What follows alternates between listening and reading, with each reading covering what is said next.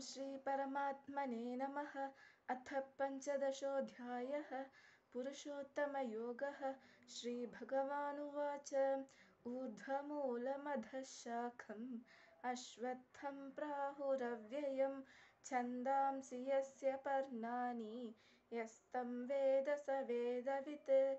अधश्चोर्ध्वं प्रसृतास्तस्य शाखाः गुणप्रवृद्धा विषयप्रवालाः। अधश्च मूलान्यनुसन्ततानि कर्मानुबन्धीनि मनुष्यलोके। न रूपमस्येह तथोपलभ्यते नान्तो न चादिर्न च सम्प्रतिष्ठा।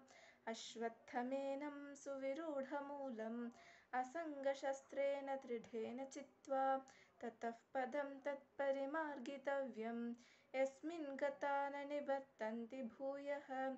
तमेव चाद्यं पुरुषं प्रपद्ये यतः प्रवृत्तिः प्रसृता पुराणी। निर्माणमोहाजितसङ्गदोषा अध्यात्मनित्या विनिवृत्तकामाः द्वन्द्वैर्विमुक्ताः सुखदुःखसंज्ञैः गच्छन्त्यमूढाः पदमव्ययं तत्।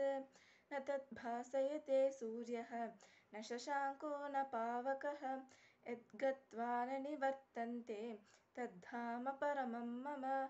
ममैवांशो जीवलोके जीवभूतः सनातनः।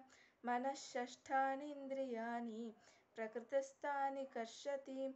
शरीरं यदवाप्नोति यच्चाप्युत्क्रामतीश्वरः गृहीत्वैतानि संयाति वायुर्गन्धानि वाशयात्।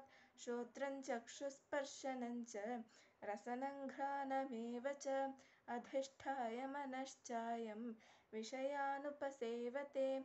उत्क्रामन्तं स्थितं वापि भुञ्जानन् वा गुणान्वितं विमूढानानुपश्यन्ति पश्यन्ति ज्ञानचक्षुषः।